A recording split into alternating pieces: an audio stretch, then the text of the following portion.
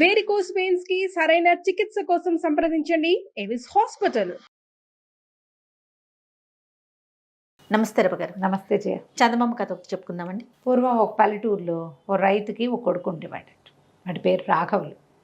ఆ రైతు ఏమిటో ఒక కర్కోటకుడు. ఆయన పిల్లాడిని అసలు బతకనిచ్చేవాడు కాదు. విపరీతంగా పని చేయించేవాడు. ప్రతి పనికి పేర్లు పెట్టేవాడు.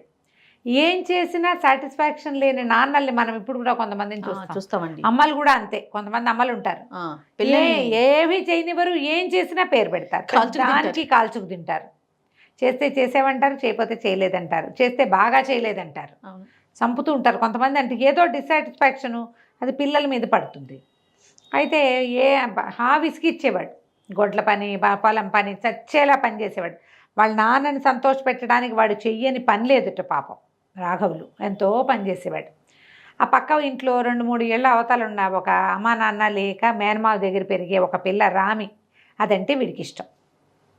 ఆ రామిని పెళ్లి చేసుకుందాం అనుకున్నాడు. నాన్నకి చెప్పాడు, నాన్న రామిని పెళ్లి చేసుకుంటాను అని అడిగేసరికి ఏమన్నాడు వాళ్ళ నాన్న, తన దగ్గర రూపాయి లేదు, నీకే దండగ తిండి పెడుతుంటే మళ్ళీ దానికి కూడా తన తిండి దండగ పెట్టాలా, అదేమన్నా పెళ్లి చేసుకుంటే ఆ పిల్ల నుంచి ఆస్తో స్వాస్థో ఏదో రావాలి, అది మేనమావ పంచని బతుకుతోంది, దానికి వాడేమి ఇవ్వడు, తాళి కట్టించి పంపించేస్తాడు, వెనకాల నుంచి రూపాయి తాని పిల్లని ఎందుకు తెచ్చుకోవాలని తెగ తిట్టిపోసాడు. రామికి చెప్పాడు రాఘవులు. చెప్పాక ఇద్దరు కొంచెం దుఃఖపడ్డారు. తర్వాత తనకు అనిపించింది, ఇక్కడ ఏమీ సాటిస్ఫాక్షన్ లేదు, అడవా చాకిరి, నాకు నచ్చిన పిల్లని చేసుకోవడానికి కూడా వీలు లేదు, దాని దగ్గర డబ్బులు లేవంటాడు. ఆ పనే అది కూడా పని చేస్తుంది కదా, సరే ఈ పని ఏదో బయట ఎక్కడైనా చేసుకుంటే 4 రూపాయలు సంపాదించుకొచ్చి పెళ్లి చేసుకుందాం అని చెప్పి రామికి చెప్పాడు. నేను ఎక్కడికైనా వెళ్ళి ఏమైనా సంపాదించుకొస్తా, మా నాన్న చేతుల్లో పెడితే పెళ్లి పెళ్లి ఖర్చులు దండగంటున్నాడు, ఆ దండగ లేకుండా డబ్బులు తెస్తాను, అప్పుడు పెళ్లి చేసుకుందాం మనం, నువ్వు నీ దారి నువ్వు పని చేసుకుంటూ ఉండని ఒకనాడు బయలుదేరి వెళ్ళాడు. ఊరికే పని వెతుక్కుంటూ ఓ 2-3 ఊళ్ళు దాటేసరికి ఒక చోట ఏరు దాటుతుంది ఒక ముసలమ్మ. ఏరు దాటుతుంటే సరే ఆవిడ పొలం వ్యవసాయం దగ్గర ఎక్కడో నుంచుంది, ఎడ్లను తోలుతుంటే అవి కదలటల్లా, హే అంటుంది. ఇతను అన్నాడు అక్కడికి వెళ్ళి, అవ్వా ఏమిటి అంత కష్టపడుతున్నావు, నువ్వు తప్పుకో, ఎడ్లను నేను తోలుతా, అరక నేను కడతాను అని చెప్పి అరక కట్టి దున్నాడు. దున్నితే పొలం అంతా దున్నేసాడు. మంచి బలమైన వాడు, వీడికి అలవాటు ఉంది పని.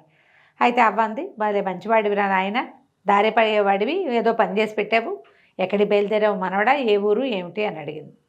వీడు మెల్లిగా తన కథ అంతా చెప్పాడు. మా నాన్న ఇట్లా, నేను రామిని ఇష్టపడ్డాను, దాన్ని పెళ్లి చేసుకుంటే నాకు ఇష్టము, మా నాన్న ఏమిటి అన్నాడు, ఏదైనా సంపాదించుకుందామని అనేసరికల్లా ఆవిడంది, ఎక్కడికో ఎందుకురా వెళ్ళటం, 3 ఊళ్ళ గ్యాప్ ఉంది నీకు మాకు, ముందు నా దగ్గరే ఈ వ్యవసాయం చేసి పెట్టు, ఓ ఏడాది నా కింద పంచి, నువ్వు వెళ్ళేటప్పుడు పెద్ద మొత్తం ముట్ట చెప్తా, 2 పూట్ల అన్నం పెడతా, నాతో పాటు హాయిగా ఉండు అంటే సరేనని ఆ అవ్వగారింట్లో ఉండిపోయాడు.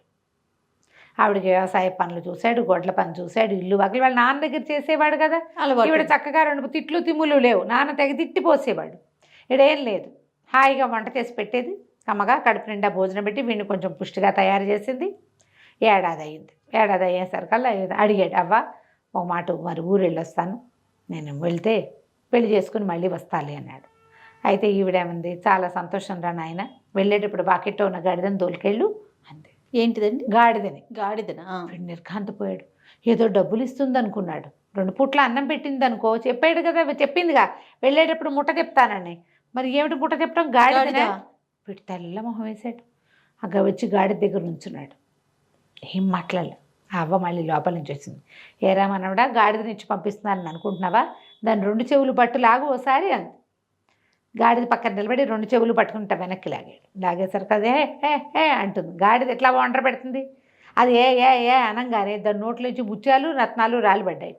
అబ్బా, ఆశ్చర్యపోయి ఇదేంటవ్వ అన్నాడు. అందుకే రా నీకు ఇస్తున్నాను, దీన్ని చెవులు పట్టుకు ఈ లాగితే ముత్యాలు రత్నాలు వదులుతుంది, నోట్లోంచి వస్తాయి, అవి తీసుకుని అమ్ముకొని సంపాదన చేసుకో, నీ పని నువ్వు చేసుకో, దీంతోటే బతకక్కర్లా, నీకు అవసరమైనప్పుడు చెయ్యి అని చెప్పింది. ఆ ముత్యాలు రత్నాలు అవ్వకిచ్చాడు, దండం పెట్టాడు. గాడిదని తీసుకెళ్తాలే, ఇది ఉందిగా నా దగ్గర, ఇవి నువ్వు ఉంచుకొని ఆ ముత్యాల రత్నాలు ఆవిడ చేతిలో పెట్టి గాడిదని తోలుకొని బయలుదేరాడు. తన ఊరు చేరే దారిలో వీడు ఒక రోజులో వాళ్ళ ఊరు నుంచి ఇక్కడికి రాలా, 3-4 రోజులు పట్టింది కదా. మధ్యలో ఒక పేదరాశి పెద్దమ్మ గారింటి దగ్గర, పూటకోళ్ళ పెద్దమ్మ ఇంటి దగ్గర ఆగాడు. ఆగితే సరే ఈ రాత్రికి ఇక్కడ పడుకుని వెళ్తానమ్మా అన్నాడు. సరే ఉండు నాయనా అన్నాక కొంచెం డబ్బులు ఉన్నాయి. ఏదో 10 రూపాయలు ఇచ్చింది వీడికి, ఒక 5 రూపాయలు. అన్నం తిన్నాడు. సరే పడకేస్తుంటే అవ్వేమంది, నువ్వు పెద్ద మంది బాబు పొద్దున్నే బయలుదేరి వెళ్ళిపోతావా, ఒక వరహా ఇవ్వు నీ భోజనానికి, అదే 1 రూపాయి ఇచ్చెళ్ళు అన్నది. అనేసరికల్లా ఇతను అన్నాడు, ఆ పొద్దున్నే వెళ్ళిపోతాను పెద్దమ్మ, ఉండు నేను వస్తానని. ఏం చేశాడు, గబగబా బయటికి వెళ్ళి ఆ గాడి చెవులు 2 చెవులు పుచ్చుకులాగితే అది ఏ అని ఇన్ని ముత్యాలు ఇన్ని రత్నాలు పడేసింది. వీడు ఇవన్నీ మూట కట్టుకుని ఒక ముచ్చని తీసుకెళ్ళి ఆ పెద్దమ్మకి ఇచ్చాడు. పెద్దమ్మ, పెద్దదానివి పేదదానివి, చక్కగా అన్నం పెట్టావు, రాత్రి పడుకోవడానికి చోటిచ్చావు, ఉంచుకో, రూపాయిదేముందిలే అన్నాడు. ముచ్చ ఒక 15 రూపాయలైనా చేస్తుంది ఖరీదు. అదే చేతిలో పెడితే ఆశ్చర్యపోయింది, ఊరిని భలే ఇచ్చాడని. అయితే ఇందులో ఏం జరిగింది, ఈ పెద్దమ్మకు ఒక కొడుకున్నాడు. వాడు మిద్దె మీద పడుకున్నాడు. ఎప్పుడైతే వీడి చెవులు పట్టిలాగది హే హే హే అంటోందో చూశాడు. అప్పుడు ఈ ముత్యాలు రాలడాన్ని వాడు చూసేసాడు.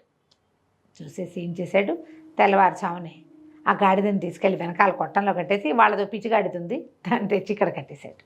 పొద్దున్నే మనవాడు రాఘవులు నిద్రలేచి, అదే కాదు ఈ రాఘవ రొంటిన ఇప్పుడు ఇన్ని ముత్యాలు ఇన్ని రత్నాలు వచ్చినాయి కదా, ఆవిడ ఒకటి చేతిలో పెట్టాడు, అవి మూట కట్టుకుని రొంటిని పెట్టుకున్నాడు.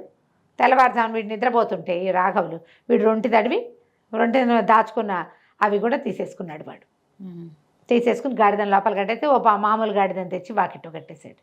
వీడు పొద్దున్నే లేచి గాడిదని తోలుకుని బయలుదేరి వచ్చేసాడు. నాన్న దగ్గర తీసుకొచ్చి, నాన్న నేనేం తెచ్చానో తెలుసా, అద్భుతమైన వస్తువు తెచ్చాను, దీని చెవులు పుచ్చుకులాగా అన్నాడు. ఆ నాన్న దాని పక్కన నిలబడి చెవులు గట్టిగా పుచ్చుకులాగాడు. లాగేసరికల్లా గాడిద కొళ్ళు మండి వెనకాల ఒక్కటి పెట్టి ఒక్కటి తన్నింది. కాళ్ళెత్తి తన్నేసరికి నాన్న ఇంత దూరాన్ని పడ్డాడు. తెగ తిట్టిపోసాడు, నువ్వు ఉంటేనే తిండి తండగా, ఈ గాడిదంతతోటి తన్నులు తినేలాగా చేసావు, దరిద్రుడా, పో అవతలికి పోవని తెగ తిట్టేశాడు. వీటిని కాంతపోయాడు. గాడిద ఎట్లా మారిపోయింది, అవగారి వాకిట్లో ముత్యాలు రత్నాలు వేసిందే నోట్లోంచి వదిలింది, మరి పెద్దమ్మ వాకిట్లో కూడా వదిలింది, గాడిద ఎట్లా మారిపోయిందో వాడికి అర్థం కాదు. మారిందన్న విషయం అర్థమైంది. అది ఇది చూడడానికి ఒకేలా ఉన్నాయి, కానీ ఆ గాడిద ఇట్లాంటిది కాదు, అది ముత్యాలు రత్నాలు వదులుతుంది నోట్లోంచి, అది అరిచినప్పుడు వస్తాయి, మామూలుగా అరిస్తే రావు, ఆ చెవులు పుచ్చుకు వెనక లాగితేనే వస్తాయి. ఈ కిటుకు ఎవరికి తెలిసిందో, గాడిద ఎట్టా మారిందో తెలియదు.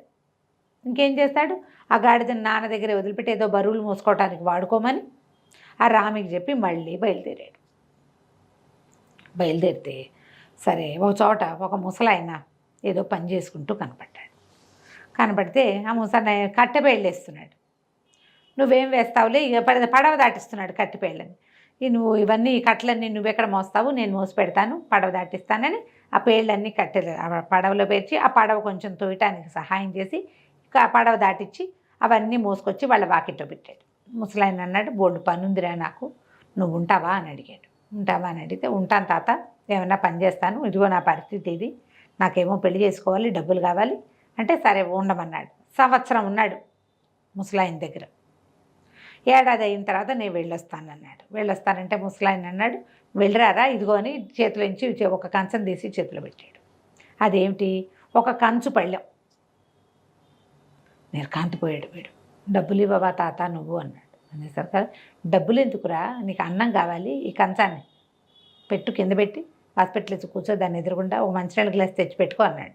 పెట్టుకున్నాక, కంచమా వడ్డించవే అన్నాడు. కంచమా వడ్డించవే అనగానే టకటక వీడికి ఇష్టమైన 3 పదార్థాలు 4 పదార్థాలు ఇంత అన్నం వచ్చినాయి. చాలు అనేదాకా వడ్డిస్తుంది అది. ఓహో, వచ్చేస్తూనే ఉంటాయి.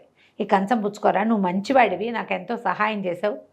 ఓ ముసలివాడు ఒక బరువు మోస్తుంటే ఆ చేతిలోంచి బరువు తీసుకునే గుణం ఉన్నవాడు చాలా తక్కువ మంది ఉంటారు, ఈ ఊళ్ళో ఎవ్వడికి లేదు, నువ్వు ఒక్కడే గుణవంతుడివి, ఈ కంచం పట్టుకెళ్ళి అన్నాడు. సరే వీడు మళ్ళీ బయలుదేరాడు ఇంటికి. దారిలో మళ్ళీ ఏమైంది, ఏ పెద్దమ్మ ఇంట్లో గాడిదని పోగొట్టుకున్నాడో ఆ పెద్దమ్మ ఇంటి దగ్గరే ఆగాడు. బాగున్నావా నాయనా అని అడిగింది పెద్దమ్మ. సరే బాగున్నాను పెద్దమ్మ, ఊరెళ్ళబోతున్నాను, బయలుదేరి మధ్యదారిలో ఉన్న ఈ పూటకి ఇక్కడ పడుకుంటాను అన్నాడు. అటగే నాయనా పడుకో, ఏం భాగ్యమని, మరి భోజనమో అంది. భోజనం వదిలే పెద్దమ్మ అన్నాడు. ఆశ్చర్యపోయింది, ఏమిట్రా అని. ఆవిడ లోపలికి వెళ్ళిపోయింది. వీడేం చేశాడు, ఆవిడ లోపలికి వెళ్ళి తలిపేసుకునేసరికి అరుగు మీద కంచం బయట పెట్టి, కంచమా వడ్డించవే అన్నాడు. కంచం టకటకా వడ్డించేసింది. వీడు తింటా మొదలుపెట్టాడు. వీడు గాడిద కోసం వచ్చాడేమోనని అవతల ఎక్కడో నక్కి ఉన్న పెద్దమ్మ కొడుకు అది చూసేసాడు. కంచాన్ని కూడా చూశాడు.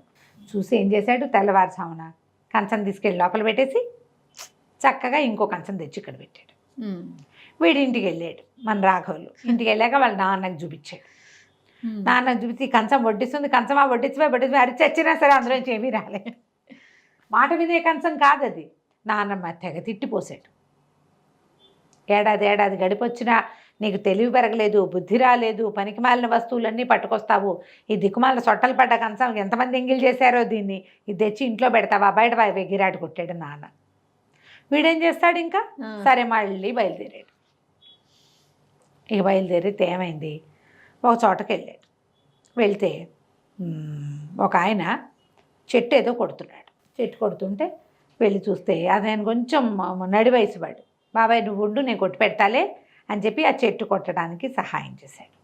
చేసేసరికల్లా ఆయన అన్నాడు, అబ్బో భలే మంచివాడివిరా, నువ్వు చాలా బలవంతుడివి, సరే దీన్ని పడేసేయని ఆ చెట్టు పడేశారు కిందకి.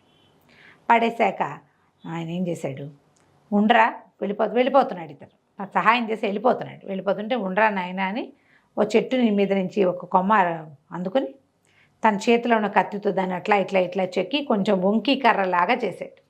కొంచెం పట్టుకునేందుకు వీలుగా చేతిలో పెట్టాడు. ఏం చేసుకుంటాను ఈ కర్ర అనుకున్నాడు రాఘవులు. అది పట్టుకొని బయలుస్తాను బాబాయ్ అన్నాడు.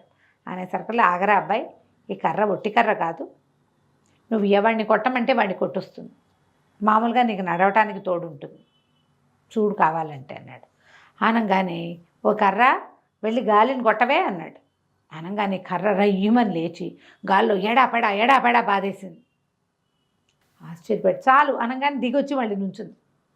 ఓహో ఇది బాగానే ఉందనుకున్నాడు. ఇది పుచ్చుకుని ఏమనుకున్నాడు, వీడికి తట్టింది.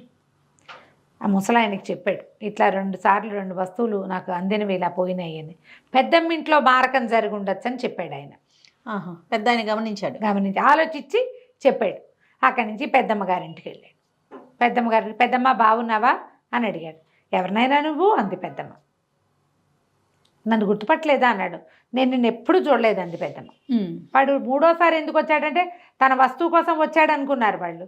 ఈ లోపల పెద్దమ్మ కొడుకు వచ్చాడు. ఎప్పుడు చూడలేదే ఇవన్నీ అన్నాడు. మేము ఎప్పుడు చూడలేదంటే అదేం పెద్దమ్మ, గాడితో వచ్చాను మొదటిసారి, కంచంతో వచ్చాను 2వసారి, నువ్వు చూడలేదంటే అసలు మా ఇంటికి గాడిదని తెచ్చిన వాడినే మేము చూడలేదండి పెద్దమ్మ. సరేలే ఈ కొడుకు అన్నాడు. ఏంటి నువ్వు ఈ అక్కర్లేని మాట్లాడుతావు, వెళ్ళిపో బయటికి వెళ్ళిపో అన్నాడు. అనగానే మన రాఘవులు ఏం చేశాడు, కర్ర వీళ్ళ సంగతి చూడవే ఓసారి బాదు అన్నాడు. అనగానే కర్రరా ఏమని లేచి ముందు ఆ పెద్దమ్మ కొడుకుని చీత కొట్టేసింది. కుయ్యో మొర్రో అన్నాడు. కింద పడిపోయిన వాడు నిజం చెప్పల. ఎప్పుడైతే ఈ కర్ర నీ పెద్దమ్మ సంగతి చూడు అనగానే ఏ పెద్దమ్మ భరిస్తుంది ఆ దెబ్బల్ని. ఒక్క దెబ్బ పడంగానే బాబు నన్ను కొట్టద్దు నాయన, వదిలే నీ కంచం నీ గాడిదాన్ని మా దగ్గర ఏమన్నా మేము ఇచ్చేసాను, బాగా క్యాష్ చేసుకున్నారు వాళ్ళు. ఆ గాడిదని కంచాన్ని అప్పచెప్పేశారు. ఆ గాడిదని కంచాన్ని పుచ్చుకుని ఈ కర్రని తోడు తీసుకుని మళ్ళా తన ఇంటికి వెళ్ళిపోయాడు. నాన్నకు చెప్పాడు, ఈ గాడిద నుంచి ఇవి వస్తాయి అని ఓ గుప్పెడు ముత్యాలు రత్నాలు ఎత్తి నాన్న చేతులు పెట్టాడు. నేను ఈ ఊళ్ళో ఉండను, కొడుగ్గా నీకు ఇవ్వాల్సింది ఇచ్చాను, నేను వేరే ఊళ్ళో ఉంటాను, నా పని నేను చేసుకుంటా, ఏదైనా పొలం కొరుక్కుంటాను, నీతో పాటు నేను ఉండనని చెప్పి రామిని తీసుకుని వేరే ఊరు వెళ్ళిపోయి చక్కగా పెళ్లి చేసుకుని.